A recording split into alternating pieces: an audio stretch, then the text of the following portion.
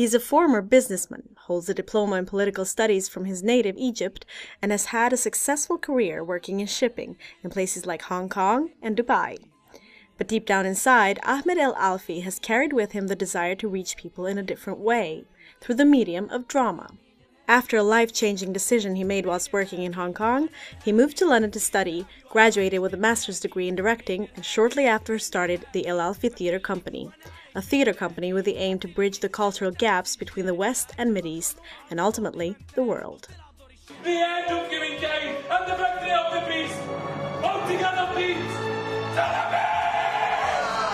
Ahmed tells us about the time he was involved in what he himself calls corporate slavery. He would already then work on his own projects and put up plays on his spare time. One of the plays he directed in Hong Kong was English playwright Dennis Kelly's Orphans, a play he felt so strongly about he decided to contact Dennis Kelly himself and let him know of the work he was doing. Mr. Kelly subsequently decided to fly out for one night and see it, after which he recommended Ahmed to pursue a career in directing. This became the first step to Ahmed's biggest career change. I always like to reflect what I feel as an artist, although I was in the corporate level or corporate industry. But I never felt myself. I'm always passionate about my career ladder, to be coming up the ladder and all that, but I felt I was very strained. And I asked myself a question: do I want to be doing this for the rest of my life? And it didn't. I thought no. I answered myself no. So I thought no. I'd release myself from that and do something that I would love to do for the rest of my life. The fact is that you wake up in the morning and you're really looking forward to your day. That is how I feel. Ahmed started his theatre company with the aim to make foreign playwrights, especially those non-European, more known to the English audience. One of his ideas is to cast actors who are not usually cast for non-European roles, such as the English actors in the comedy of Oedipus, who are all playing Egyptian characters. A strategy he believes will hopefully entice the English audience to discover more non-European plays. He also believes that having a cast of actors from diverse backgrounds, the audience will connect more easily, as they will have the bits and pieces of characters in the play that they individually can make a personal connection to. How about I actually involve British actors, and even we have European actors as well. It's a Greek play, Adaptation, and we have a Greek actor as well.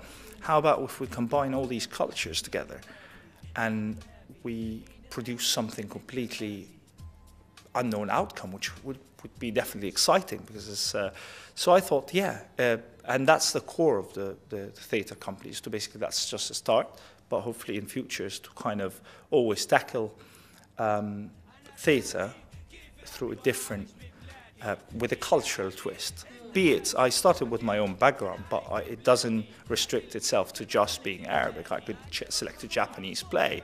I could select, as long as it's non-European. I think that needs access here more to kind of involve everyone, audience and actors. Egyptian playwright Ali Salem's 1970s version of Oedipus tells us a somewhat different version about this ill-fated man. We spoke a bit about this exciting version with Ahmed. I studied it and I felt it is quite a strong piece, and it's Ali Salem is such an established playwright. He wrote Madrasat al-Mushaghibin and the School of Troublemakers, which I think shaped the Egyptian culture and the Arab world, because till date I still and other people still speak some of the lines in their daily lives where Ali Salem is. So I thought that is a good representation of Arabic theatre and Egyptian theatre in specific. And then the second thing, I asked myself, okay, well, I'm not going to do it to Egyptian people or Arabic people. I will introduce it to British audience. So what would be relevant? So it talks about Oedipus, and Oedipus is a story that is known worldwide. So an adaptation, which is quite exciting, might be exciting for the British audience to see. So I said, okay, that's a great element as well. So that's something gives it an edge. And then it's set in Pharaohs, in Pharaonic Egypt. And that's, that's history that I think a lot of people would like to know more about. Oedipus, the true starting point to the remaking of man is to free him from fear, free him from doubt and anxiety. But how? How? That's the true riddle. and whoever knows the answer shall create the greatest civilization on earth. The man who can liberate man from fear clearly deserves the title ruler. The question always lies in translated scripts, whether you're faithful to the script or you're making closer to the target audience.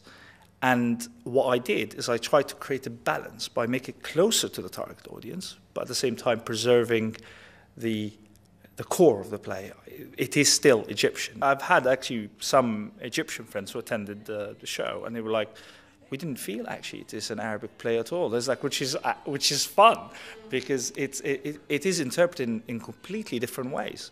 The whole set of Quranic tradition shrinks to nothing and becomes valueless when thieves are exposed to danger. No, I would definitely be doing more political statements and political plays through my art, and I don't usually like to preach about things.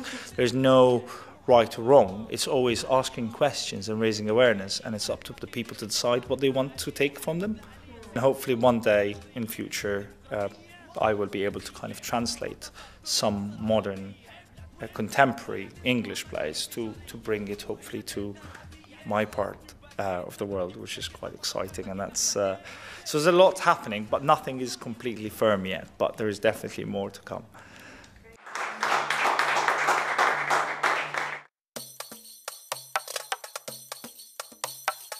Thank you so much for watching. I hope you've enjoyed the journey through this epic-themed episode. Join us next week as we roam the city for more of the best Middle East arts and culture life London has to offer. Until then, take good care. Next time on Arabesque. Celebrating some more New Year in our next episode, this time the Persian New Year takes shape in the exhibition New Ruse at the Gallery Art Space. The largest museum of art and design in the world, the Victoria and Albert in London, welcomed us for a look at Najla El-Zainsberg, The Wind Portal. And finally, we get to be a part of the world premiere of Syrian director Najdat Ansur's feature, King of the Sands. Thrilling events, intriguing interviews, and beautiful works of art. We bring you all of this and much more here in Arabesque.